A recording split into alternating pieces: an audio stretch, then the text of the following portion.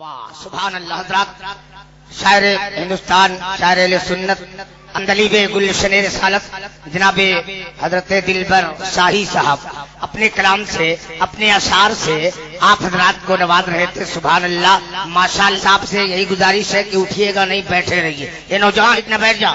ماشاءاللہ انداز میں آپ سن رہے تھے نعت رسول پاک، آپ سنتے ہیں تقریر کا نمبر آتا ہے تو بھاگنے لگتے، وہیں بیٹھیے۔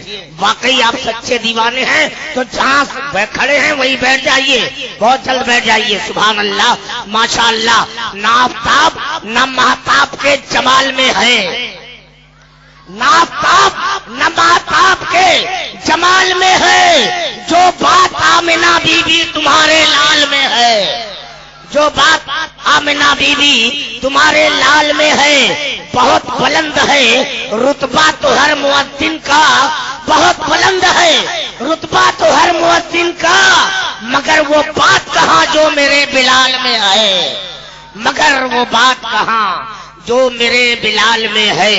حضرات آپ دیکھ رہے ہیں کہ ہمارے اور آپ کے درمیان آج کی بزم محبت کے معزز مہمان، غلام شہ ذیشان، خطیب ہندوستان، مناصر اہل سنت، مفکر ملت، آفت وہابیت، حضرت علامہ مولانا مفتی شمشاد احمد صاحب قبلہ، دارالعلوم انصبیہ گھوسی مئو تشریف فرما ہے۔ حضرت کی بارگاہ میں میں ادب و احترام کے ساتھ میں التماس کر رہا ہوں، گزارش کر رہا ہوں کہ حضرت تشریف لائیں اور اپنی خطاب پربہار سے حامرین کو نوازیں۔ مگر آئیے زندگی کے ساتھ آج آپ نعرہ لگا کر استقبال کر دیں، اس کے بعد آپ سنیں انشاءاللہ العظیم باغ باغ ہو جائیں گے، دل خوش ہو جائے گا، ایمان تازہ ہو جائے گا۔ لہذا آئیے زندگی کے ساتھ نعرہ لگا لیں، نعرہ تکبیر، نعرہ رسالت، مسلک اعلی حضرت، فیضان اعلی حضرت، جامعہ حنفیہ غوثیہ، جشن دستار فضیلت۔ میں حضرت سے گزارش کروں گا اور آپ حضرات گھبرا نہیں، بیٹھے رہیں۔ واقعی بہت اچھا، بہت ہی شاندار جاندار آج کا پروگرام ہے۔ کل کا پروگرام اور آج کا پروگرام آپ کیسٹ لینا چاہتے ہیں، جامعہ حنفیہ غوثیہ کے ٹھیک بازو میں عبداللطیف ریڈیو کے پاس سے آپ اس کیسٹ کو بھی حاصل کر سکتے ہیں۔ مگر اس وقت آپ حضرت کی خطاب سننے کے لیے تیار رہیں۔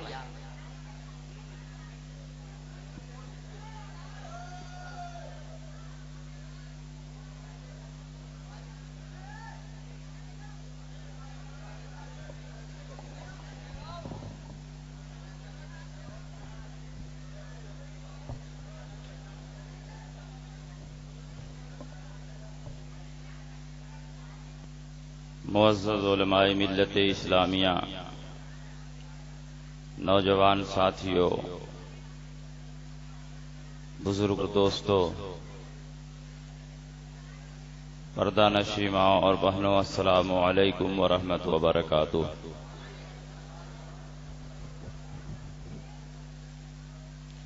الحمد للہ رب العالمین، والعاقبۃ للمتقین، والصلاة والسلام علی سید المرسلین، وعلی آلہ واصحابہ اجمعین، اما بعد، فاعوذ باللہ من الشیطان الرجیم، بسم اللہ الرحمن الرحیم، فلولا نفر من كل فرقة منهم طائفة ليتفقهوا في الدين، آمنت بالله صدق الله مولانا العظيم، وصدق رسوله النبي الأمين الحفيظ الكريم، ونحن على ذلك لمن الشاهدين والشاكرين، والحمد لله رب العالمين۔ کچھ کہنے اور سننے سے پیشتر آئیے ہم اور آپ مل جل کر انتہائی خلوص و محبت اور احترام و عقیدت کے ساتھ گنبد خضرا میں آرام فرمانے والے آقا و مولا، مدنی تاجدار، دونوں عالم کے مالک و مختار، میرے ابرار و اخیار مجتبی محمد مصطفیٰ صلی اللہ علیہ وسلم کی بارگاہ میں جھوم جھوم کر درود شریف کا نذرانہ عقیدت پیش کریں اور پڑھیں اللہم صلی علی سیدنا و شفیعنا و حبیبنا و مولانا محمد وبارک وسلم صلاۃ و سلاما علیک یا رسول اللہ صلی اللہ تعالی علیہ وسلم۔ حضرات، آج کا یہ عظیم الشان اجلاس جس میں ہم اور آپ حاضری کی سعادتیں حاصل کر رہے ہیں، پوری کامیابی کے ساتھ اپنے اختتام کے مراحل کو پہنچنے والا ہے۔ جامعہ حنفیہ غوثیہ بجردیہا بنارس اس چمنستان علم و فضل کا نام ہے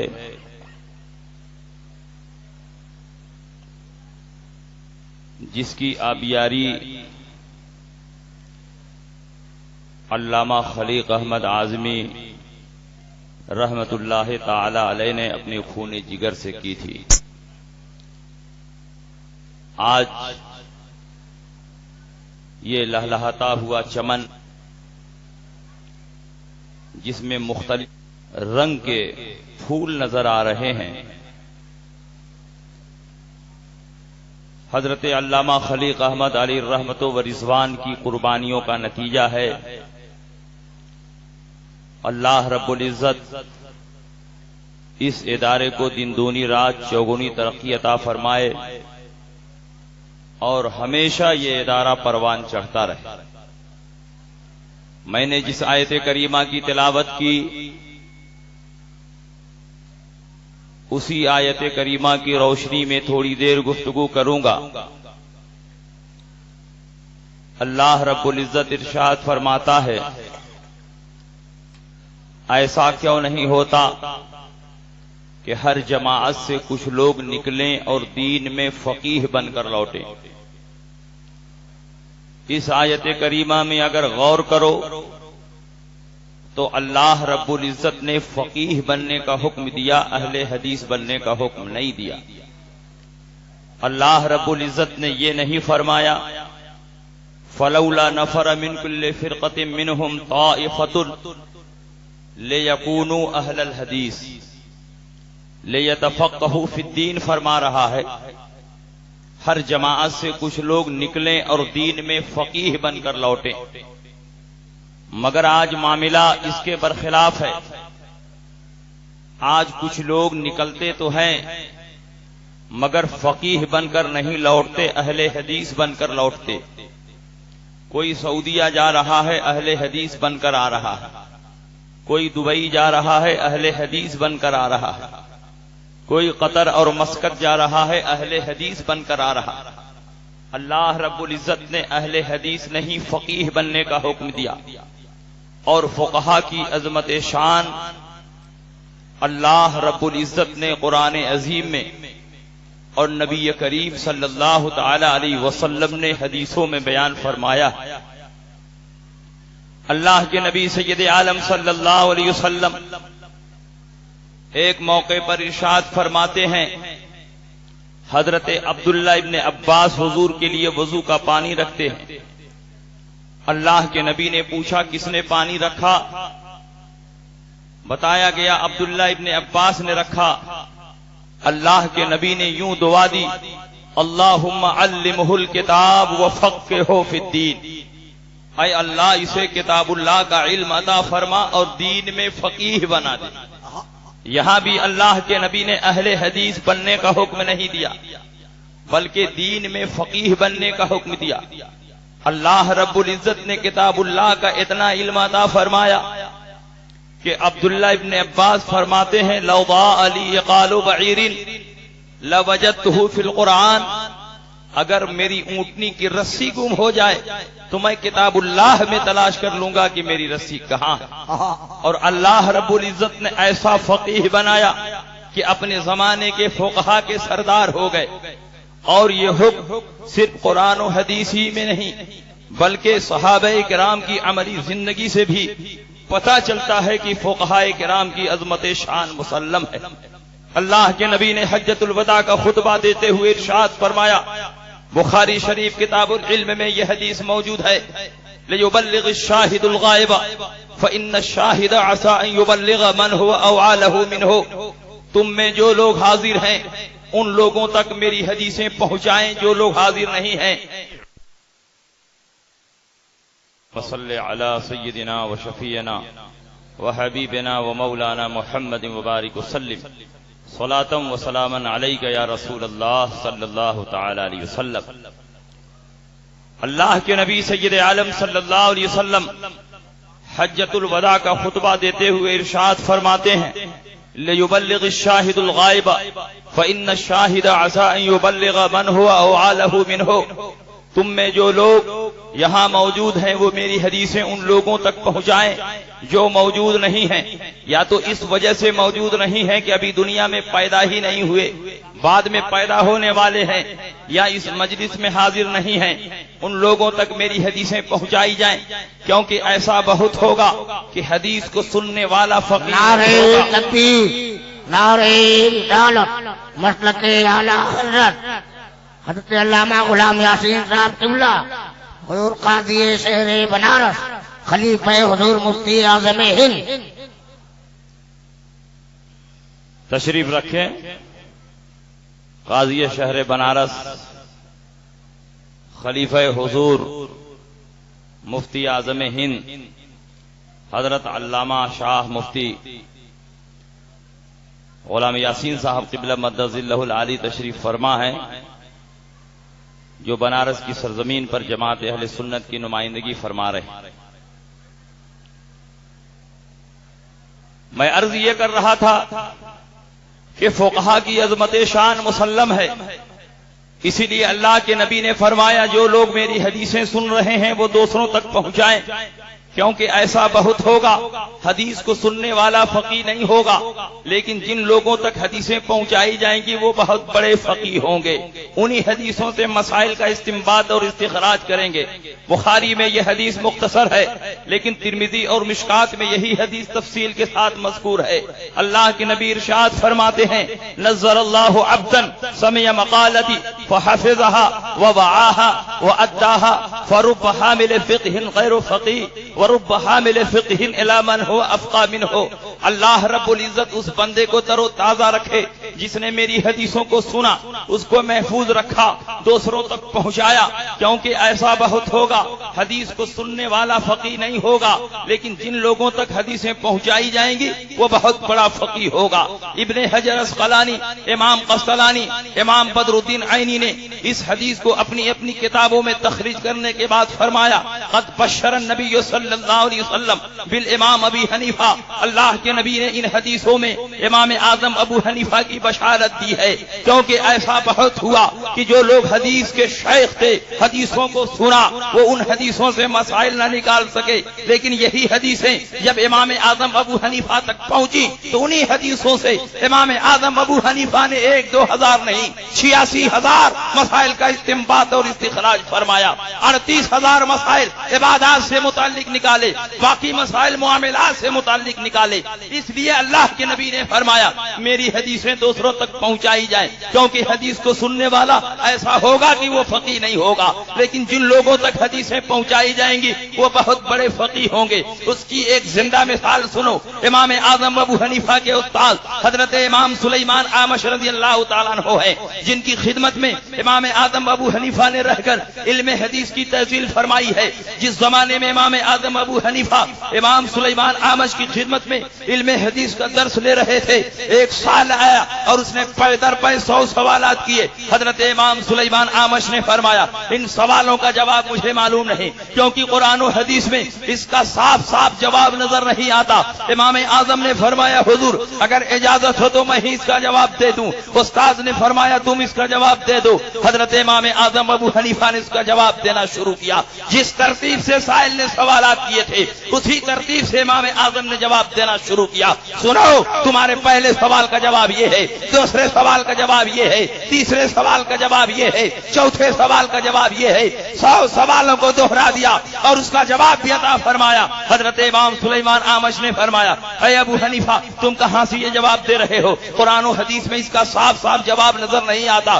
امام اعظم ابو حنیفہ فرماتے ہیں حضور آپ کی بیان کردہ حدیثوں کی روشنی میں جواب دے رہا ہوں. فلاں موقع پر یہ حدیث بیان کی تھی اس سے یہ مسئلہ نکلا, فلاں موقع پر یہ حدیث بیان کی تھی اس سے یہ مسئلہ نکلا, فلاں موقع پر یہ حدیث بیان کی تھی اس سے یہ مسئلہ نکلا. امام اعظم ابو حنیفہ نے 100 سوالوں کا جواب بھی عطا فرما دیا اور جن حدیثوں سے مسائل کا استنباط اور استخراج کیا تھا ان ساری حدیثوں کو پڑھ کر سنا دیا. آپ کے استاد نے غیر مقلدین کی طرح یہ نہیں کہا کہ تم اپنے دماغ سے مسئلہ نکال رہے ہو, اپنی رائے اور قیاس سے مسئلہ بتا, بلکہ آپ کے استاد فرماتے ہیں یا معاشر الفقہاء الاطباء ونحن الصیادلہ وانت ایھا الرجل اخضر فین. اے فقہاء کی جماعت تم لوگ ڈاکٹر اور حکیم ہو اور ہم محدثین میڈیکل اسٹور والے ہیں. ہمارے پاس دواؤں کا ذخیرہ ہے لیکن ہمیں یہ نہیں معلوم کون سی دوا کس مرض میں کام آئے گی, کس دوا کا کیا سائیڈ ایفیکٹ ہے, کس دوا کا کیا نقصان ہے. اور اے فقہاء تم لوگ ڈاکٹر اور حکیم ہو, تمہارے پاس دواؤں کا ذخیرہ بھی ہے اور یہ بھی معلوم ہے کون سی دوا کس مرض میں کام آئے گی, کس دوا کا کیا سائیڈ ایفیکٹ ہے, کس دوا کا کیا نقصان ہے. وانت ایھا الرجل اخذت بکلا الطرفین. اور اے ابو حنیفہ تمہاری شان تو سب سے نرالی ہے, تم کو دونوں طرف سے حصہ ملا ہے. بے مثال فقیہ بھی ہو, بے مثال محدث بھی ہو. جن حدیثوں سے میں مسائل کا استنباط اور استخراج نہ کر سکا ان حدیثوں سے تم نے مسائل کا استنباط اور استخراج کیا, اور جن حدیثوں کو 100 دن میں نے پڑھایا تھا ان ساری حدیثوں کو ایک نشست میں تم نے پڑھ کر سنا دیا. آج غیر مقلدین امام اعظم ابو حنیفہ پر اعتراض کرتے ہیں کہ وہ تو قیاس اور اپنی رائے سے مسئلہ بتاتے تھے, حدیث سے مسئلہ نہیں بتاتے تھے. اس دور میں بھی امام اعظم ابو حنیفہ پر یہی الزام قائم ہوا. امام اعظم ابو حنیفہ کے شاگرد ہیں حضرت ابو مطیع رضی اللہ تعالیٰ عنہ. وہ فرماتے ہیں کوفے کی جامع مسجد میں بڑے بڑے علماء اور فقہا تشریف لائے جن میں حضرت جعفر طیار بھی تھے, جس میں حضرت امام جعفر صادق تھے, حضرت مقاتلان تھے, حضرت حماد ابن سلمہ تھے. بڑے بڑے آپ اپنی رائے اور قیاس سے بتاتے ہیں. امام اعظم ابو حنیفہ نے فرمایا ہرگز نہیں, سب سے پہلے میں کتاب اللہ پر عمل کرتا ہوں, کتاب اللہ میں مسئلہ نہ ملے سنت رسول اللہ پر عمل کرتا ہوں, اس میں مسئلہ نہ ملے صحابہ کے فیصلوں اور صحابہ کے اقوال کو دیکھتا ہوں, وہ بھی اس تفصیل کے ساتھ کہ جو متفق علیہ فیصلے ہیں پہلے اس پر عمل کرتا ہوں, پھر مختلف ہی فیصلوں پر عمل کرتا ہوں. امام اعظم ابو حنیفہ فرماتے ہیں یہ حضرت علامہ ابن حجر مکی رحمۃ اللہ علیہ نے الخیرات الحسان میں اور علامہ جلال الدین سیوطی رحمۃ اللہ علیہ نے تبییض الصحیفہ بھی اس عبارت کو نقل فرمایا ہے. امام اعظم فرماتے ہیں انی اقدم العمل بالکتاب ثم بالسنۃ ثم باخذیۃ الصحابۃ مقدما ما اتفقوا علی ما اختلفوا وحینئذ اقیس. سب سے پہلے میں کتاب اللہ پر عمل کو مقدم رکھتا ہوں, اس کے بعد سنت رسول اللہ پر عمل کو مقدم رکھتا ہوں, پھر صحابہ کے فیصلوں پر عمل کرتا ہوں, وہ بھی اس تفصیل کے ساتھ کہ جو متفق علیہ فیصلے ہیں پہلے اس پر عمل کرتا ہوں, پھر مختلف بھی فیصلوں پر عمل کرتا ہوں. اور جب ان تینوں جگہوں پر کوئی مسئلہ نہ ملے وہی نئے دن عقیس, سب کتاب و سنت کی روشنی میں میں قیاس اور اجتہاد کرتا ہوں. جب مناظرہ شروع ہوا کوفے کی جامع مسجد میں بڑے بڑے علماء نے امام اعظم ابو حنیفہ کے مسائل کو پیش کیا کہ ان مسائل کو آپ نے اپنی رائے اور قیاس سے ثابت فرمایا ہے. امام اعظم ابو حنیفہ نے جب ان مسائل پر حدیثوں کو پیش کرنا شروع کیا تو صبح سے لے کر زوال تک امام اعظم ابو حنیفہ اپنے مسائل کی تائید میں حدیث اور قرآن کی آیتیں پیش کرتے رہے اور اپنے ایک ایک کتاب و سنت سے واضح فرما دیا. جب سارے کے سارے علماء نے دیکھا کہ امام اعظم ابو حنیفہ اتنی گہرائی میں اتر کر کتاب و سنت سے مسائل کا استنباط اور استخراج فرماتے ہیں کہ ہمارا دماغ وہاں تک نہیں پہنچتا, تو یہ سارے کے سارے علماء حضرت امام اعظم ابو حنیفہ کے قدموں کو اور ہاتھ کو بوسہ دینے لگے اور فرمانے لگے انت سید العلماء فاعف عنا فيما مضى من وقيتنا فيك بغیر علم قال غفر اللہ لنا ولکم اجمعین. آپ ہمیں معاف فرما دے, آپ سارے علماء کے سردار ہیں, جو کچھ ہم نے آپ کے بارے میں کہا وہ آپ کے بارے میں معلومات نہ ہونے کی وجہ سے کہا, اس لیے آپ معاف فرما دیں. امام اعظم ابو حنیفہ نے فرمایا اللہ تمہیں بھی معاف فرمائے اور ہمیں بھی معاف فرمائے. اس دور کے فقہا اور مجتہدین امام اعظم کے دلائل کو سننے کے بعد مطمئن ہو گئے, لیکن آج غیر مقلدین مطمئن نہیں ہو رہے ہیں. آج بھی وہی الزام دہرایا جا رہا ہے کہ امام اعظم اعظم ابو حنیفہ نے اپنے مسائل کو قیاس اور اپنے مسائل کو رائے سے ثابت فرمایا ہے۔ میں کہتا ہوں امام اعظم ابو حنیفہ نے کسی مسئلے کی تحقیق کے لیے سب سے پہلے کتاب اللہ میں اس مسئلے کو تلاش کیا، کتاب اللہ میں مسئلہ نہ ملا، سنت رسول اللہ میں دیکھا، اس میں مسئلہ نہ ملا، پھر صحابہ کے فیصلوں میں تلاش کیا، اور جب اس میں مل گیا اس کے مطابق فیصلہ کیا، اور جب وہاں نہیں ملا تب آپ نے کتاب و سنت کی روشنی میں قیاس کیا ہے، اور اب قیاس سنت کی روشنی میں اجتہاد فرمایا ہے۔ امام اعظم ابو حنیفہ نے کیا گناہ کیا؟ یہ تو وہ کام ہے جس کی تعلیم خود اللہ نے حضرت معاذ بن جبل کو دی تھی۔ اٹھاؤ بخاری شریف کتاب العلم، حضرت معاذ بن جبل کو اللہ کے نبی نے یمن کا قاضی بنا کر بھیجا اور پوچھا کیفا تقضی، اے معاذ تم فیصلہ کیسے کرو گے؟ معاذ بن جبل نے فرمایا اقضی بکتاب اللہ، میں کتاب اللہ کی روشنی میں فیصلہ کروں گا۔ اللہ کے نبی نے فرمایا فإن لم تجد فی کتاب اللہ، اگر کتاب اللہ میں نہ پاؤ تب کیسے فیصلہ کرو گے؟ اللہ کے نبی نے یہ نہیں فرمایا فإن لم یکن فی کتاب اللہ، اگر کتاب اللہ میں نہ ہو تب کیسے فیصلہ کرو گے؟ اس لیے کہ کتاب اللہ میں نہ ہونے کا سوال نہیں ہے، کتاب اللہ میں ہر چیز کا بیان ہے، ولا رطب ولا یابس الا فی کتاب مبین، لیکن وہاں تک دماغ کا پہنچنا اور نہ پہنچنا یہ ہماری صلاحیت پر ڈیپینڈ کرتا ہے۔ اس لیے اللہ کے نبی نے فرمایا فإن لم تجد فی کتاب اللہ، اگر کتاب اللہ میں نہ پاؤ تب کیسے فیصلہ کرو گے؟ انہوں نے فرمایا اقضی بسنت رسول اللہ، میں رسول اللہ کی سنت کے مطابق فیصلہ کروں گا۔ اللہ کے نبی نے فرمایا فإن لم تجد فی سنت رسول اللہ، اگر رسول اللہ کی سنت میں نہ پاؤ تب کیا کرو گے؟ حضرت معاذ بن جبل فرماتے ہیں اجتہدوا برائی، میں اپنی رائے سے اجتہاد اور قیاس کروں گا۔ اللہ کے نبی نے یہ نہیں فرمایا کہ شریعت کی صرف دو دلیلیں ہیں، کتاب اللہ اور سنت رسول اللہ، اجماع امت اور قیاس دلیل نہیں ہے، اس لیے تم کو قیاس کرنے کی اجازت نہیں ہے، بلکہ اللہ کے نبی خوش ہوتے ہیں اس جواب پر اور اپنا ہاتھ ان کے سینے پر مارتے ہیں اور فرمان للہ الذی وفق رسول اللہ لیرضی بہ رسول اللہ، تمام تعریف ہے اس اللہ کے لیے جس کے قاصد کو اس بات کی تعلیم دی جس سے اس کا رسول راضی ہے۔ میں آپ سے پوچھنا چاہتا ہوں اگر کتاب اللہ اور سنت رسول اللہ کے بعد کوئی اور دلیل نہیں تھی، قیاس اور اجتہاد دلیل نہیں ہے، تو اللہ کے نبی نے معاذ بن جبل کو ڈانٹا کیوں نہیں، منع کیوں نہیں فرمایا؟ لیکن اللہ کے نبی کو اللہ کے نبی کی طرف سے دعا دیا جانا اس بات کی دلیل ہے کہ جب کوئی مسئلہ کتاب اللہ میں نہ ملے، سنت رسول اللہ میں نہ ملے، تو کتاب و سنت کی روشنی میں اجتہاد کیا جائے گا، قیاس کیا جائے گا، اور یہ ناجائز و حرام نہیں بلکہ اللہ کی تعلیم، رسول پاک کی تعلیم کا ایک حصہ۔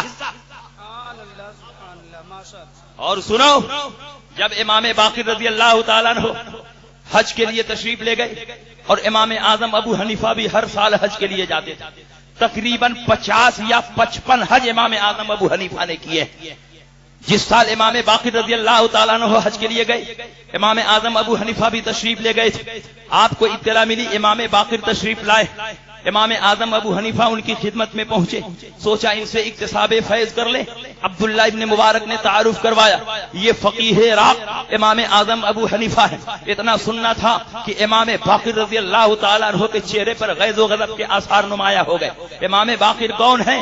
حضرت امام زین العابدین کے بیٹے۔ حضرت امام زین العابدین کون ہیں؟ حضرت امام حسین کے بیٹے ہیں، جن کے بارے میں فرمایا گیا سید سجاد کے ساجد رکھ مجھے علم حق باقر علم خدا کے واسطے، یہی علم الخدا ہے امام باقر رضی اللہ تعالیٰ عنہ۔ حضرت عبداللہ ابن مبارک نے تعارف کروایا، یہ فقیہ عراق ابو حنیفہ ہیں۔ اتنا سننا تھا کہ آپ کے چہرے کا جغرافیہ بگڑ گیا، آپ کے چہرے پر شکن آ گئی، غیظ و غضب کے عالم میں فرمایا تم ہی ابو حنیفہ ہو جو اپنی رائے سے اور قیاس سے رسول پاک کی حدیثوں کو رد کر دیتے ہو۔ امام اعظم نے فرمایا معاذ اللہ، کیا کوئی مسلمان اپنی رائے اور قیاس سے رسول پاک کی حدیثوں کو رد کر سکتا ہے؟ آپ نے فرمایا تمہارے بارے میں یہی رپورٹ ملی ہے کہ تم اپنی رائے اور قیاس سے میرے جد کریم کی حدیثوں کو رد کر دیتے ہو۔ امام اعظم نے فرمایا بالکل غلط ہے، حضور اجازت ہو تو میں آپ سے کچھ پوچھنا چاہتا ہوں۔ انہوں نے اجازت دی۔ حضرت امام اعظم ابو حنیفہ نے پوچھا حضور بتائیں مرد ضعیف ہے یا عورت؟ انہوں نے فرمایا عورت ضعیف ہے۔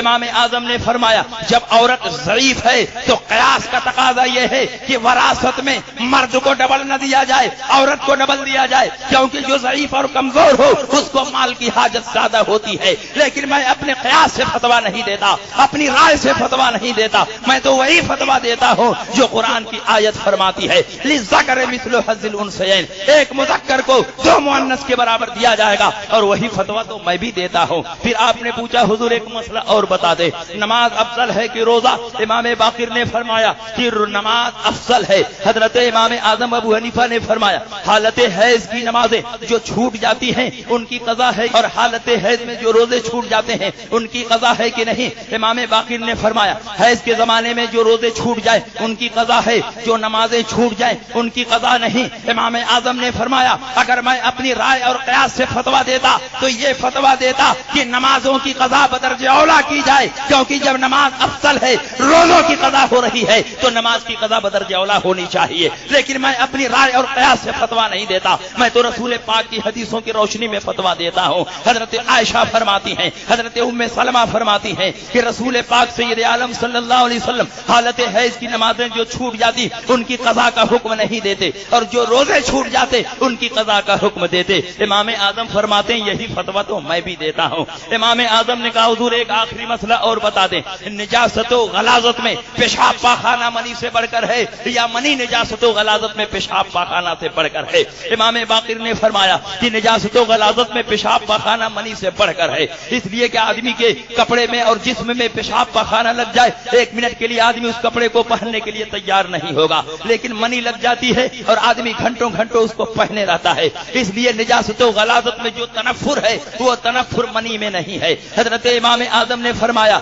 جب نجاست و غلاظت میں پیشاب پاخانہ منی سے بڑھ کر ہے تو پیشاب پاخانہ کے نکلنے سے غسل واجب ہونا چاہیے، اور منی کے نکلنے سے صرف وضو ٹوٹنا چاہیے، یہی قیاس کا تقاضا ہے۔ لیکن میں سے فتویٰ نہیں دیتا، اپنی رائے سے فتویٰ نہیں دیتا، میں تو رسول پاک کی حدیثوں کی روشنی میں فتویٰ دیتا ہوں۔ حضرت عائشہ فرماتی ہیں الماء من الماء، غسل منی کی وجہ سے واجب ہے، وہی فتویٰ میں بھی دیتا ہوں۔ پیشاب پاخانہ میں صرف وضو واجب ہوگا اور منی کے نکلنے سے غسل واجب ہوگا۔ جب آپ نے اتنا فرمایا حضرت امام باقر کھڑے ہو گئے، آپ کی پیشانی کو بوسہ دیا اور کہا مبارک ہو اے ابو حنیفہ، جب تک تمہارے جیسا امام اس دھرتی پر پیدا ہوتا رہے گا میرے جد کریم کی حدیثوں کو کوئی بدل نہیں سکتا۔ آج غیر مقلدین امام اعظم سے اس لیے چڑھتے ہیں کہ جب جب یہ حدیث رسول میں تحریف کرتے ہیں غلامان امام احمد رضا اور غلامان ابو حنیفہ ان کی چوری کو پکڑ لیتے ہیں اور ان کے چہرے کو بے نقاب کر دیتے ہیں، اسی لیے امام اعظم سے بھی چڑھتے ہیں اور امام احمد رضا سے بھی۔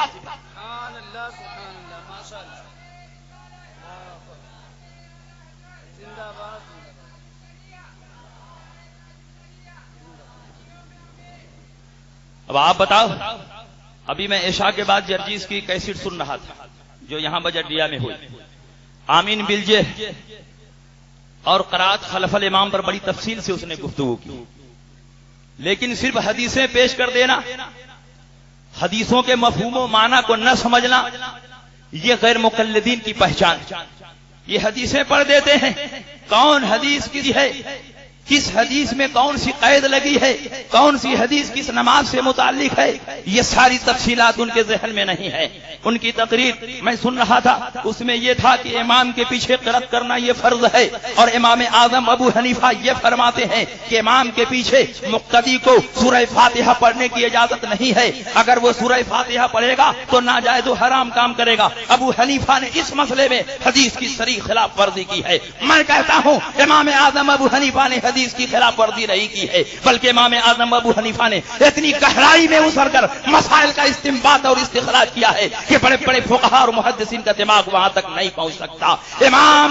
امام کے پیچھے مقتدی کو سورہ فاتحہ پڑھنے کی اجازت نہیں ہے، اور تم نے عبادہ ابن صامت کی جو حدیث پیش کی ہے جو بخاری میں بھی ہے اور صحیح ستہ میں بھی ہے، عبادہ ابن صامت فرماتے ہیں لا صلاۃ الا بفاتحۃ الکتاب، سورہ فاتحہ کے بغیر کوئی نماز نہیں ہوتی ہے۔ تم نے حدیث پیش کر دیا، لیکن تم نے یہ نہیں دیکھا کہ قرآن میں پروردگار عالم کیا فرماتا ہے۔ قرآن میں پروردگار عالم فرماتا ہے وَإِذَا قُرِئَ الْقُرْآنُ فَاسْتَمِعُوا لَهُ وَأَنصِتُوا، جب قرآن پڑھا جائے تو غور سے سنو اور چپ رہو۔ بتاؤ سورہ فاتحہ بھی قرآن ہے کہ نہیں؟ اور جب پڑھا جائے، نماز میں پڑھا جائے تو بھی غور سے سنو اور چپ رہو، نماز کے باہر جلسے میں پڑھا جائے تو بھی غور سے سنو اور چپ رہو۔ صرف حدیث پیش کر دینا اور قرآن کی آیت کو چھپا لینا یہ غیر مقلدین کا سیوا ہے۔ ہم اہل سنت والجماعت حدیث حدیث بھی پیش کرتے ہیں اور قرآن بھی پیش کرتے ہیں اور پھر دونوں کا مفہوم و معنی بھی متعین کرتے ہیں. وہ حدیث اپنی جگہ پر صحیح ہے. عبادہ ابن صامت فرماتے ہیں لا صلاۃ الا بفاتحۃ الکتاب، سورہ فاتحہ کے بغیر کوئی نماز نہیں ہوتی ہے. اور پروردگار عالم قرآن میں فرماتا ہے وَإِذَا قُرِئَ الْقُرْآنُ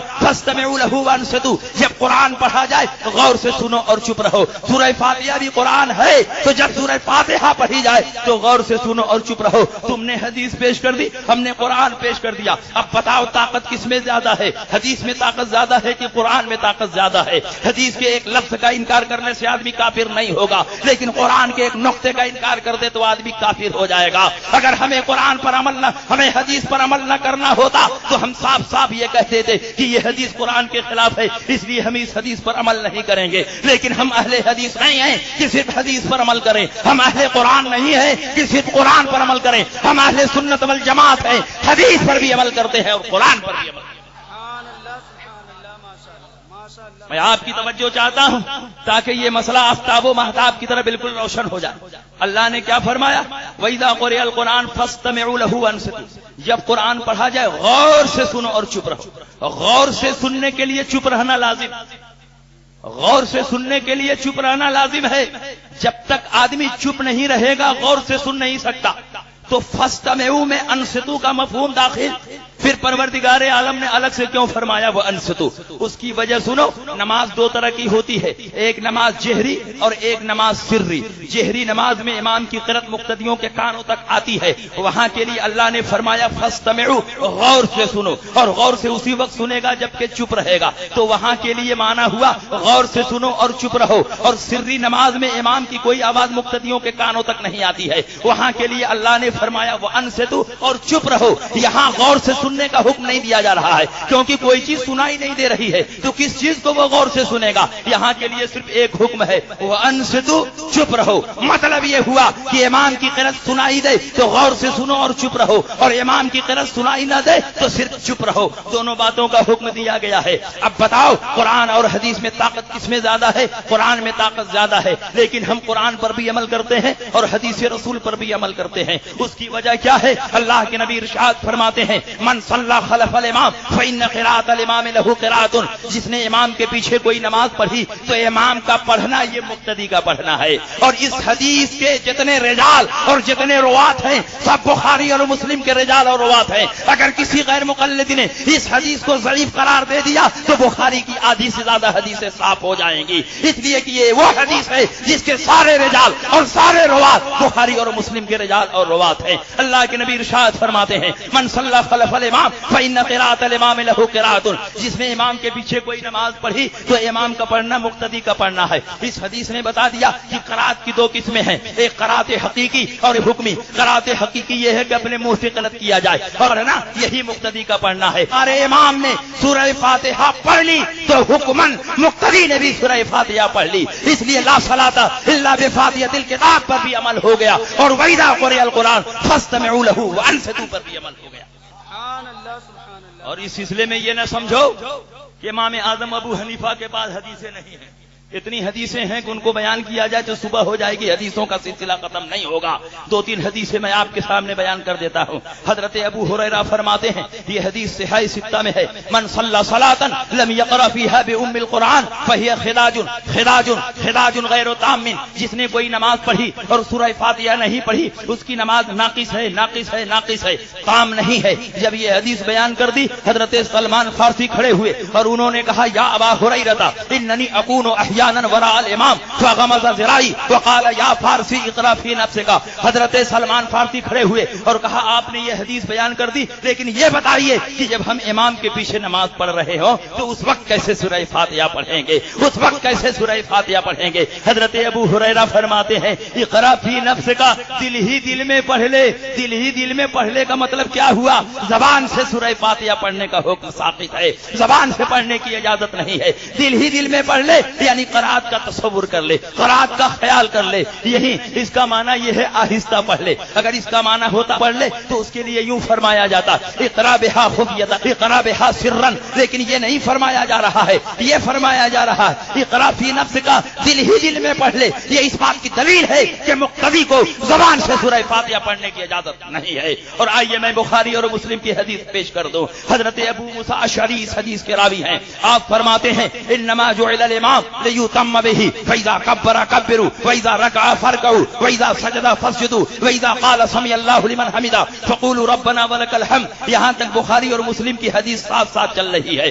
امام اس لیے بنایا گیا ہے کہ تم اس کی پیروی کرو، جب امام تکبیر کہے تم بھی تکبیر کہو، جب امام رکوع میں جائے تم بھی رکوع میں جاؤ، جب امام سر اٹھائے تم بھی سر اٹھاؤ، جب سمع اللہ لمن حمدہ کہے تم ربنا ولک الحمد کہو۔ یہاں تک بخاری اور مسلم کی حدیث ساتھ ساتھ چل رہی ہے، لیکن مسلم شریف میں ایک زائد جملہ بھی مروی ہے، اور زیادت الثقۃ مقبولۃ، ثقہ راوی کا زائد جملہ مقبول ہوتا ہے، حدیث مستقل کے درجے میں ہوتا ہے۔ مسلم شریف میں ایک زائد جملہ ہے وَإِذَا قَرَأَ فَانصِتُوا، لیکن امام جب قرأت کرے تو تم چپ رہو۔ بتاؤ حدیث ہو گئی کہ نہیں ہو گئی؟ اور وہ بھی عام کتابوں سے نہیں، مسلم شریف سے میں نے حدیث پیش کی ہے۔ اللہ کے نبی ارشاد فرماتے ہیں جب امام تکبیر کہے تکبیر کہو، رکوع میں جائے رکوع میں جاؤ، سر اٹھائے سر اٹھاؤ، جب سجدہ کرے سجدہ کرو، سمع اللہ لمن حمدہ کہے ربنا ولک الحمد کہو، لیکن جب قرأت کرے تو تم قرأت نہ کرو۔ وَإِذَا قَرَأَ، جب امام قرأت کرے تو تم چپ رہو۔ یہ اس بات کی دلیل ہے کہ مقتدی کو سورہ فاتحہ پڑھنے کی اجازت نہیں ہے، امام کا پڑھنا تبھی کا پڑھنا ہے، گویا مقتدی نے بھی حکماً سورہ فاتحہ کی قرأت کر۔ اور آئیے بخاری شریف کی یہ بالکل واضح اور روشن حدیث آپ کے سامنے پیش کر دوں۔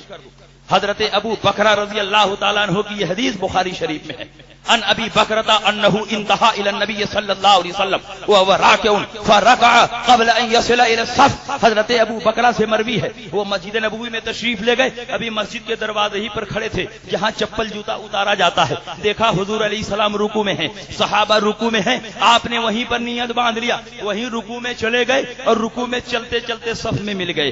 جب اللہ کے نبی نے سلام پھیرا تو اللہ کے نبی نے ارشاد فرمایا اے ابو بکرہ کھڑے ہو جاؤ۔ حضرت ابو بکرہ کھڑے ہو گئے۔ اللہ کے نبی نے فرمایا کیوں تم نے مسجد کے دروازے ہی پر نماز شروع کر دی، کیوں رکوع میں چلتے چلتے صف میں پہنچ گئے؟ حضرت ابو بکرہ نے نہیں کہا یا رسول اللہ آپ کو پیٹھ پیچھے کا علم نہیں، پھر کیسے آپ کو معلوم ہو گیا کہ میں نے اس طرح نماز شروع کی ہے؟ آپ کا چہرہ تو قبلے کی طرف تھا اور میں مسجد کے پیچھے سے آ رہا تھا، اور آپ کو پیٹھ پیچھے کا علم نہیں، پھر کیسے آپ کو معلوم ہوا؟ اس لیے کہ وہ صحابی تھے، وہابی نہیں تھے۔ ان کا یہ عقیدہ تھا کہ جس طرح نبی آگے دیکھتے ہیں ویسے ہی پیچھے دیکھتے ہیں، ویسے ہی دائیں دیکھتے ہیں، ویسے ہی بائیں دیکھتے ہیں، کائنات عالم کا ذرہ ذرہ نبی کے نگاہوں کے سامنے ہے۔ اللہ کے نبی نے ارشاد فرمایا انکم ترون قبلتی ہا ہونا، تم سمجھتے ہو کیا قبلے کی طرف ہوتا ہے؟ انی لا اراکم ولا ازال ما اراکم امامی، میں تم کو پیٹھ کے پیچھے ایسے ہی دیکھتا ہوں جیسے آگے دیکھتا ہوں۔ اما لا یخفی علی رکوعکم ولا خشوعکم، تمہارا رکوع بھی مجھ سے چھپا ہوا نہیں،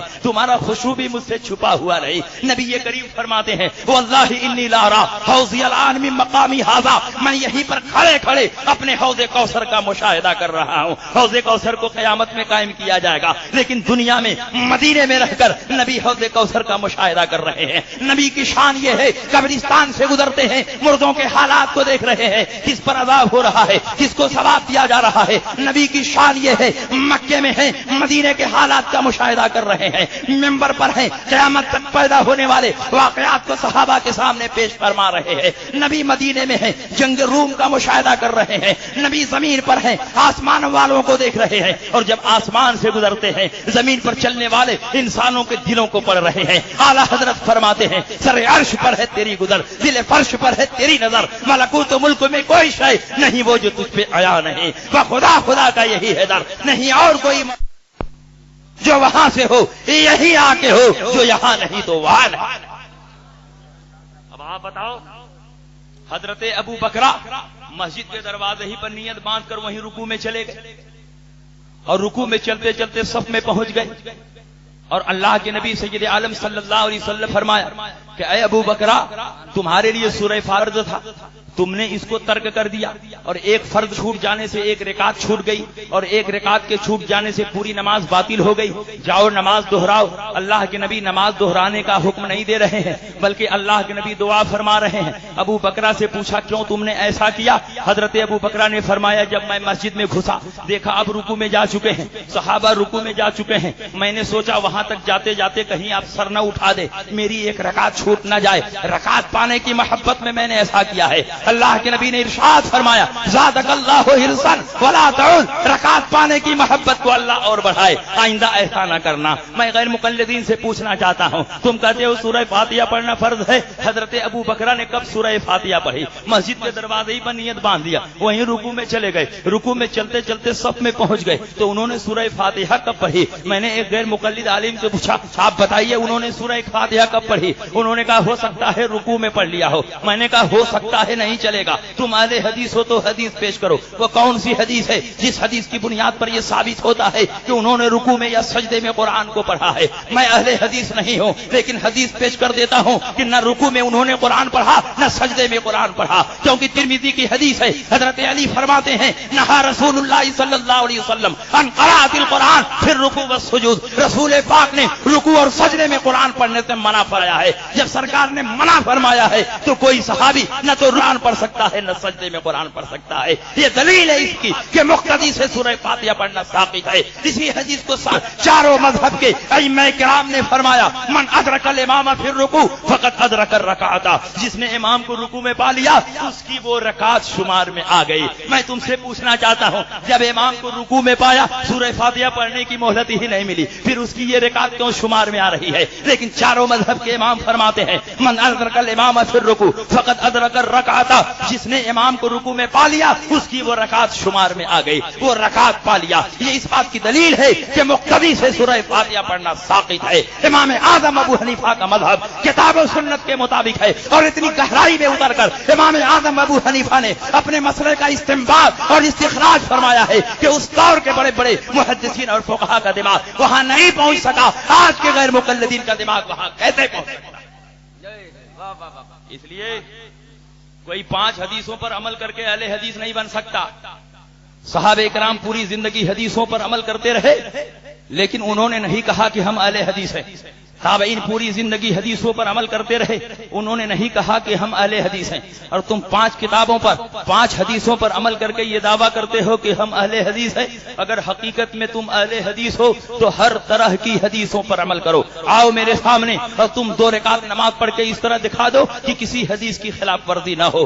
جو اہل حدیث ہوگا اس پر لازم ہے کہ ساری حدیثوں کی پیروی کرے, اور تم اس طرح 2 رکعت نماز پڑھ کر دکھا ہی نہیں سکتے کہ کسی حدیث کی خلاف ورزی نہ ہو. جیسے ہی تم نیت باندھنے کے لیے ہاتھ اٹھاؤ گے تو یہی جھگڑا کھڑا ہو جائے گا کہ ناک کان کی لو تک ہاتھ اٹھایا جائے یا کندھے تک ہاتھ اٹھایا جائے, یہیں پر جھگڑا شروع ہو گیا. اگر تم یہاں تک ہاتھ لے جاتے ہو تو یہاں والی حدیث کو چھوڑنا پڑے گا, اور یہاں والی حدیث پر عمل کرتے ہو تو کان کی لو والی حدیث کو چھوڑنا پڑے گا. اگر اہل حدیث ہو تو دونوں حدیثوں پر عمل کر کے دکھا دو. لیکن ہم اہل حدیث نہیں ہیں, ہم اہل سنت والجماعت ہیں. اس لیے ہر اختلافی مسئلے میں ہم یہ تلاش کرتے ہیں کہ حدیث ہے تو ہے لیکن رسول پاک کی سنت کیا ہے. ہم کو رسول پاک کی سنت پر عمل کرنا ہے, اور سرکار کی سنت یہ ہے کہ کان کی لو تک ہاتھ اٹھایا جائے اور اس کے بعد نیت باندھی جائے. اور جب آپ نے یہاں یا یہاں ہاتھ اٹھا کر نیت باندھ لیا تو اب ہاتھ رکھیں گے کہاں؟ ناف کے نیچے ہاتھ رکھیں گے کہ ناف کے اوپر ہاتھ رکھیں گے کہ ہاتھ چھوڑ کر نماز پڑھیں گے کہ سینے پر ہاتھ رکھیں گے؟ کہاں رکھیں گے؟ ایک حدیث پر عمل کرو گے 3 حدیث کی خلاف ورزی ہو جائے گی. اب تم اہل حدیث ہو تو 4 حدیثوں پر عمل کرو. میرا چیلنج ہے کہ دنیا سے بڑا غیر مقلد عالم بھی ان حدیثوں پر عمل نہیں کر سکتا. اس لیے ضروری ہے کہ تم اہل حدیث نہ بنو, اہل سنت بنو, کیونکہ حدیث پر عمل کرو گے ضروری نہیں کہ رسول پاک کی سنت پر عمل ہو جائے, لیکن رسول پاک کی سنت پر عمل کرو گے حدیث پر خود بخود عمل ہو جائے گا. کیونکہ ہر سنت رسول پاک کی حدیث ہے لیکن ہر حدیث رسول پاک کی سنت نہیں. تقریر جرجیس کی سن رہا تھا, آمین زور سے کہا جائے یا آہستہ کہا جائے, اس سلسلے میں انہوں نے گفتگو کی. آئیے میں 2-3 حدیث صرف آپ کے سامنے پیش کر دوں. حدیثیں پیش کرنا اور ہے، لیکن حدیثوں کے مفہوم و معنی کو متعین کرنا اور. انہوں نے بخاری کے جو حدیث پیش کی، اذا قال الامام غیر المغضوب علیہم ولا الضالین فقولوا آمین، جب امام غیر المغضوب علیہم ولا الضالین کہے تو تم آمین کہو.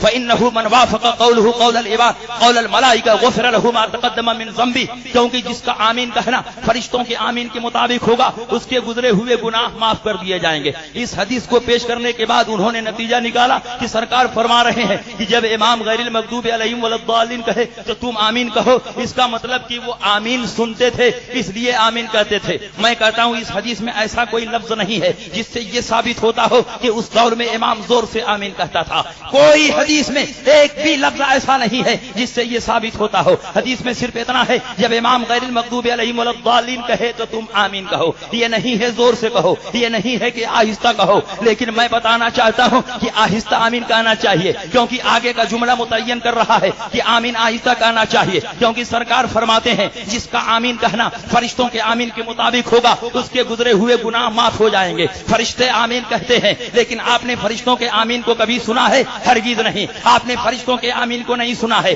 اس کا مطلب فرشتے سنا کر آمین نہیں کہتے، آہستہ آمین کہتے ہیں. اور ہم حنفی آہستہ آمین کہتے ہیں، تو ہمارا فرشتوں کے آمین کے مطابق ہو گیا تو مغفرت ہماری ہوگی، ان کی نہیں ہوگی. اس لیے زور سے آمین نہیں کہنا چاہیے، آہستہ آمین کہنا چاہیے. پوری بخاری شریف میں ایک بھی حدیث ایسی نہیں ہے جس سے زور سے آمین کہنے کا ثبوت ہو. بخاری میں حدیث ہے لیکن زور سے آمین کہنے کی کوئی حدیث نہیں. اور سنو، اسی حدیث کو جب محدث ابن حبان نے اپنی کتاب میں نقل فرمایا تو ایک زائد جملے کے ساتھ نقل فرمایا. پوری حدیث اس طرح نقل فرمائی، اذا قال الامام غیر المغضوب علیہم ولا الضالین فقولوا آمین فان الامام یقولها. جب امام غیر المغضوب علیہم ولا الضالین کہے تو تم آمین کہو، اس لیے کہ امام بھی آمین کہتا ہے. رسول پاک کو یہ بتانے کی ضرورت کیوں پیش آئی کہ امام بھی آمین کہتا ہے؟ اگر امام چلا کر آمین کہتا سارے کے سارے مقتدی جانتے کہ امام آمین کہتا ہے کہ نہیں کہتا ہے، سرکار کو بتانے کی ضرورت نہیں پیش آتی. لیکن سرکار الگ سے جملے خبریہ لا کر کے سارے مقتدیوں کو بتا رہے ہیں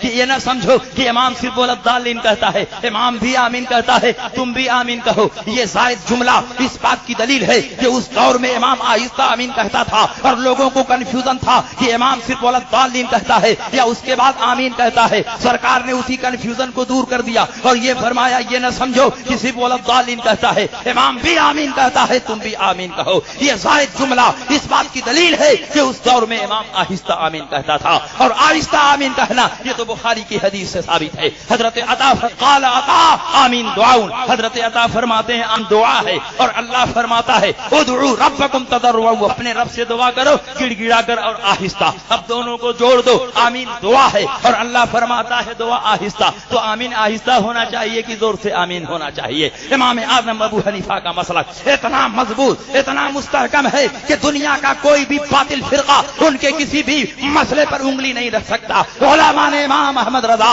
ان کے تمام سوالوں کا دندہ شکن جواب دینے کی صلاحیت رکھتے ہیں. اٹھاؤ ترمذی شریف میں یہ حدیث ہے، حضرت سمرہ ابن جندب فرماتے ہیں سکتتان حفظتہما عن رسول اللہ صلی اللہ علیہ وسلم، میں نے سرکار سے 2 سکتے نماز میں محفوظ کیے ہیں. سرکار نماز میں 2 جگہ لمبا سکوت فرماتے تھے کہ سرکار کی کوئی آواز مقتدیوں کے کانوں تک نہیں آتی تھی. عمران ابن حسین کھڑے ہوئے، انہوں نے کہا سرکار نماز میں 2 جگہ لمبا سکوت نہیں کرتے تھے، ایک ہی جگہ لمبا سکوت کرتے تھے. انہوں نے کہا 2 جگہ لمبا سکوت کرتے تھے. جب ان دونوں میں اختلاف ہوا انہوں نے طے کیا ابی ابن کعب کے پاس مدینہ منورہ خط لکھا جائے، کیونکہ وہ سرکار کے بہت خاص صحابی ہے، سرکار کے بالکل پیچھے پہلی صف میں نماز ادا کرتے تھے. ان سے پوچھا جائے سرکار نماز میں 2 جگہ سکوت کرتے تھے کہ ایک جگہ. ان کے پاس خط لکھا گیا، ابی ابن کعب نے جواب لکھا ان حفظ سمرہ، سمرہ ابن جندب نے جواب کو صحیح طور پر محفوظ رکھا ہے. سرکار نماز میں 2 جگہ سکوت فرماتے تھے، وہاں مقتدیوں کے کانوں تک کوئی آواز نہیں آتی تھی. سکتتن اذا کبر ودخل فی الصلاۃ، پہلی جگہ وہ ہے جہاں سرکار تکبیر تحریمہ کا اور نماز شروع کرتے، کیونکہ جب امام نماز شروع کرے گا تکبیر تحریمہ ثنا پڑھے گا، اعوذ باللہ پڑھے گا، بسم اللہ پڑھے گا اور ساری چیزیں آہستہ پڑھے گا تو ایک لمبا سکوت یہاں پیدا ہو جائے گا. وسکتتن اذا فرغ من قراءۃ غیر المغضوب علیہم ولا الضالین، اور دوسری جگہ وہ ہے کہ جب حضور علیہ السلام غیر المغضوب علیہم ولا الضالین سے فارغ ہوتے تو ایک لمبا سکوت ہوتا. میں غیر مقلدین سے پوچھنا چاہتا ہوں غیر المغضوب علیہم ولا الضالین کے بعد حضور علیہ السلام اگر فوراً زور سے آمین کہہ دیتے تو لمبا سکوت نہیں پیدا ہوتا، لمبا سکتہ نہیں نہیں پیدا ہوتا۔ اس کا مطلب یہ ہوا کہ سرکار آہستہ آمین کہتے تھے اور مدے کے ساتھ آمین کہتے تھے، اور جب تک آمین کہتے تھے ایک لمبا سکوت یہاں پیدا ہو جاتا تھا۔ یہ بھی دلیل ہے اس بات کی کہ ولدالین کے بعد سرکار زور سے آمین نہیں کہتے تھے بلکہ آہستہ آمین کہتے تھے۔ اس لیے میرے دوستو یہ سب فروعی مسائل ہیں، لیکن غیر مقلدین انہی مسائل کی وجہ سے مسلمانوں میں وسوسہ ڈالنے کی کوشش کرتے ہیں، ان کو گمراہ اور بددین ثابت کرنے کی کوشش کرتے ہیں۔ اگر کوئی مقلد اپنے امام کی تقلید میں ان مسائل پر عمل کرے تو ہم اس کا اعتراض نہیں کریں گے، اس کی مخالفت نہیں کریں گے، کیونکہ مقلد پر واجب ہے کہ اپنے امام کی پیروی کرے، اور اس کا امام اگر ان مسائل پر عمل کر رہا ہے تو ہم اس کی بھی مخالفت نہیں کریں گے، اس لیے کہ امام مجتہد ہے اور مجتہد پر واجب ہے کہ اپنے اجتہاد پر عمل کرے۔ تو مجتہد اپنے اجتہاد کی بنیاد پر ان مسائل پر عمل کر رہا ہے، اور اس کے ماننے والے اپنے امام کی تقلید کی بنیاد پر ان مسائل میں عمل کر رہے ہیں، اس لیے ہم ان کی مخالفت نہیں کریں گے۔ لیکن غیر مقلدین نہ تو مجتہد ہے اور نہ اس لیے ہم ان کی مخالفت کریں گے، کیونکہ ڈائریکٹ اس بات کا کرتے ہیں کہ ہم قرآن سے مسئلہ نکال رہے ہیں، حدیث سے مسئلہ نکال رہے ہیں۔ ڈائریکٹ قرآن اور حدیث سے مسئلہ نکالنا اتنا آسان نہیں ہے۔ بڑے بڑے صحابہ قرآن و حدیث سے مسئلہ نہ نکال سکے، بڑے بڑے تابعین قرآن و حدیث سے مسئلہ نہ نکال سکے۔ صحابہ میں صرف 21 صحابہ ایسے تھے جو قرآن و حدیث سے مسئلہ نکالنے پر قادر تھے۔ 1,24,000 کم و بیش صحابہ تھے۔ کیا سارے صحابہ قرآن و حدیث سے مسئلہ نکالتے تھے؟ کیا ان کے پاس حدیثیں نہیں تھی؟ حدیثیں تھیں، لیکن مسائل نکالنے کی صلاحیت نہیں تھی۔ مسئلہ نکالنا اتنا آسان نہیں۔ صرف 21 صحابہ ایسے تھے جو کتاب و سنت سے مسائل نکالتے تھے، باقی سارے صحابہ انہی سے پوچھ کر عمل کرتے تھے۔ یہ بھی دلیل ہے اس بات کی کہ جو مجتہد نہ ہو اس پر واجب ہے کہ مجتہد سے پوچھ کر مسائل پر عمل کرے، اور اسی کا نام تقلید ہے۔ التقلید هو قبول قول الغیر بلا حجت و دلیل، غیر کی بات کو بلا دلیل مان لینا، یہی تقلید ہے، اور یہ کام صحابہ نے بھی کیا ہے، تابعین نے بھی کیا ہے۔ تو آج دنیا کے مسلمان اپنے اماموں کی تقلید کرتے ہیں تو یہ ناجائز و حرام نہیں ہو سکتا۔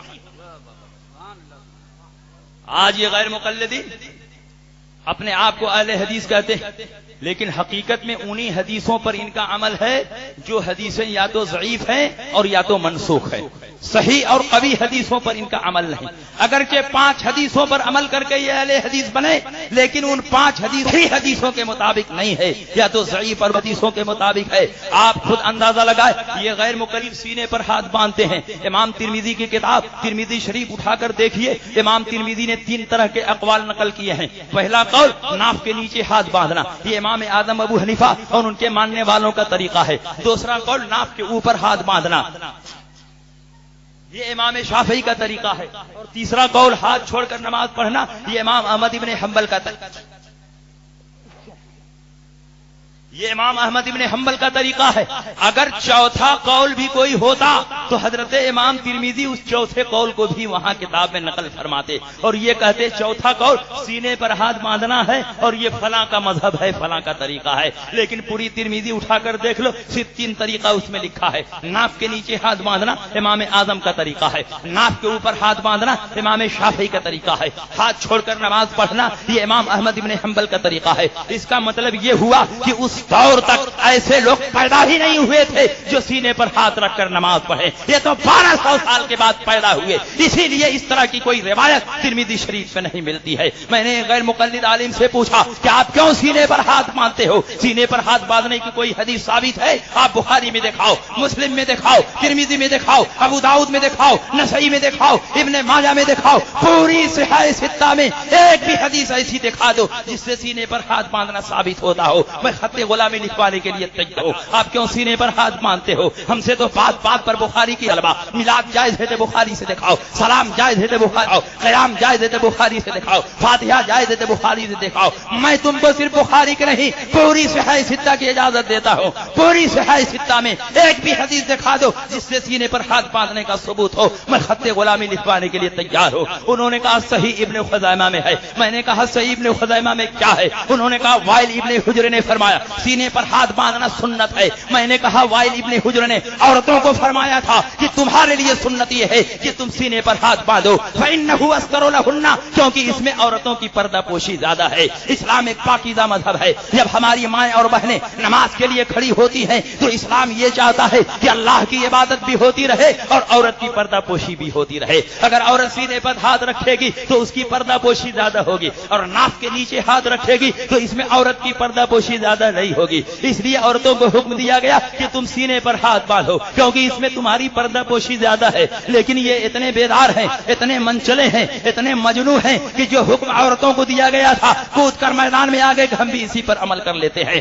اگر مرد ہو تو مردوں کی حدیث پر عمل کرو، عورتوں کی حدیث پر کیوں عمل کرتے ہو؟ اور اگر عورت ہو تو عورتوں کی حدیث پر عمل کرو، ہم تمہاری مخالفت نہیں کریں گے. لیکن یہ اتنے منچلے ہیں کہ عورتوں کی حدیث پر عمل کرنے کے لیے بے چین اور بے قرار ہے. یہاں حکم عورتوں کو دیا جا رہا ہے کہ تم سب رکھو کیونکہ اس میں تمہاری پردہ پوشی ہے. مردوں کے لیے حکم ہے کہ وہ ناف کے نیچے ہاتھ رکھیں فإنه أقرب إلى التعظیم، تعظیم زیادہ ظاہر ہوتی ہے. تو مردوں کے لیے یہ حکم ہے کہ اس حدیث پر عمل کریں جس میں اقرب إلى التعظیم ہو، اور وہ ہے ناف کے نیچے ہاتھ باندھنا. اور عورتوں کو حکم دیا گیا کہ تم اس روایت پر عمل کرو جس میں تمہاری پردہ پوشی زیادہ ہو، اور وہ سینے پر ہاتھ رکھنا ہے. اس لیے عورتیں اس روایت پر عمل کریں اور مرد اس روایت پر عمل کریں. لیکن یہ اتنے بیدار ہیں، اتنے مجنو ہیں کہ عورتوں ہی کے مسئلے پر عمل کرنے کے لیے بے چین رہتے ہیں. اس لیے میں اکثر تقریروں میں کہتا ہوں کہ مہینے میں 5-6 دن کی نماز بھی چھوڑ دو تاکہ مکمل طور پر عورتوں سے مشابہت ہو.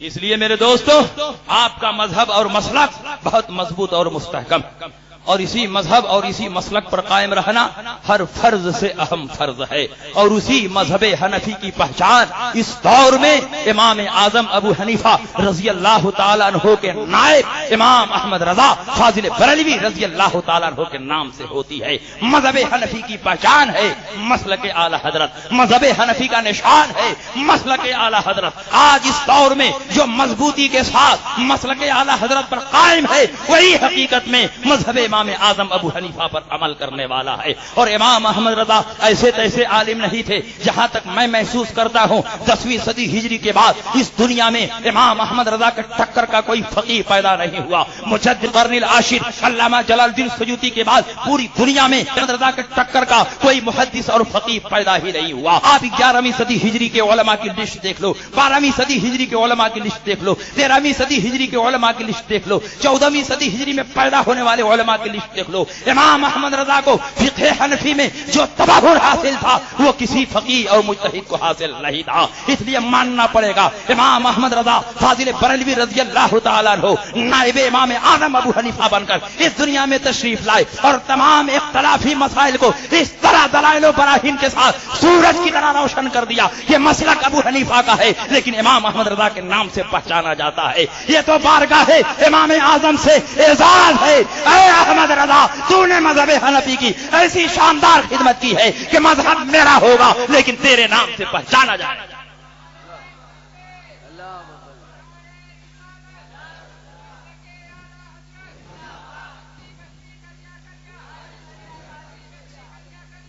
اور جس طرح امام اعظم ابو حنیفہ رضی اللہ تعالیٰ عنہ متعارض آیات اور متعارض حدیثوں میں شاندار تطبیق اور توفیق پیدا کرتے تھے، اسی طرح امام احمد رضا کو بھی اللہ رب العزت نے وہ صلاحیت اور قوت عطا فرمائی تھی کہ فقہاء کرام کے جو متعارض اقوال تھے اس میں اس طرح تطبیق پیدا فرماتے کہ فقہاء کرام کے اقوال اپنی اپنی جگہ پر فٹ ہو جاتے.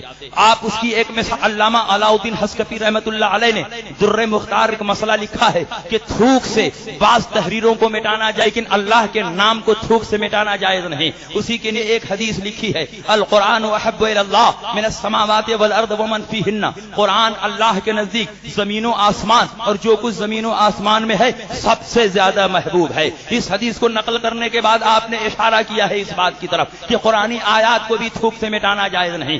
آپ نے یہ حدیث نقل فرما دی لیکن اسی حدیث کی روشنی میں زبردست اختلاف پیدا ہوا. اس دور کے علماء متعارض ہو گئے آپس میں. کسی نے کہا کہ جب رسول پاک سید عالم نے فرمایا کہ قرآن زمین و و آسمان اور جو کچھ زمین و آسمان میں ہے اللہ کے نزدیک سب سے زیادہ محبوب ہے تو قرآن افضل ہے کہ رسول اللہ افضل ہے؟ یہ اختلاف پیدا ہوا. بعض علماء نے کہا قرآن افضل ہے، بعض علماء نے کہا رسول پاک افضل ہیں. علامہ شامی رحمت اللہ علیہ نے شامی میں جب اس پر حاشیہ تحریر فرمایا تو آپ فرماتے ہیں کہ حدیث سے یہی ظاہر ہوتا ہے کہ قرآن افضل ہے، لیکن مسئلہ اختلافی ہے.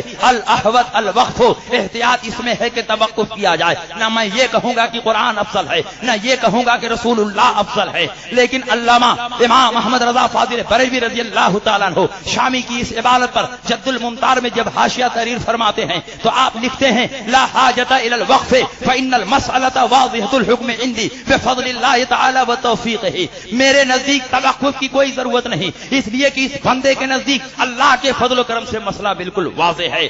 اگر قرآن سے مراد مصحف لیا جائے جو کاغذ روشنائی کا مجموعہ ہے تو وہ مخلوق ہے اور تمام مخلوقات میں سب سے افضل رسول اللہ ہے، تو اس مصحف سے بھی افضل رسول اللہ ہوئے. اور اگر مصحف سے مراد کلام الہی لیا جائے تو کلام الہی اللہ کی صفت ہے اور اللہ کی صفت قدیم ہے اور رسول پاک مخلوق اور حادث ہے. کوئی حادث کسی قدیم صفت کی برابری نہیں کر سکتا، تو اس سے آگے کیسے بڑھ سکتا ہے؟ اس لحاظ سے قرآن افضل ہے اور رسول اللہ مفضول ہے. امام احمد رضا فاضل بریلوی نے ایسی تطبیق اور توفیق فرما دی کہ فقہا کے اقوال کے تعارض کو فوراً دور فرما دیا.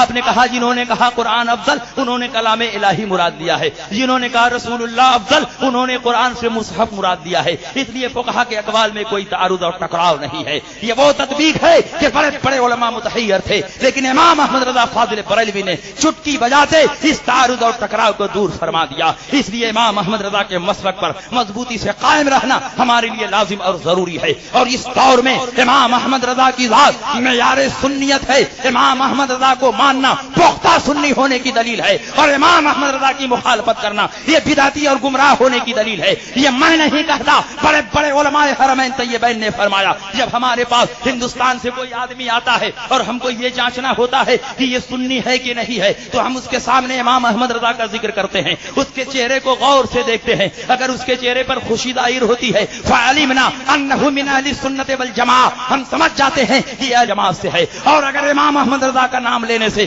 اس کے چہرے پر قدورت ظاہر ہوتی ہے فعلمنا انه من اهل البدع ضلالہ، ہم سمجھ جاتے ہیں کہ یہ بدعتی اور گمراہ ہے. هذا هو المعیار عندنا، یہی ہمارے نزدیک سنیت کو پہچاننے کا معیار ہے. اس لیے امام احمد رضا کے دامن کو مضبوطی سے پکڑو. علامہ سید علوی مالکی نے فرمایا تھا نحن نعرفه بتصریفاته وتالیفاته حبه علامت السنیہ وبغضه علامت البدع.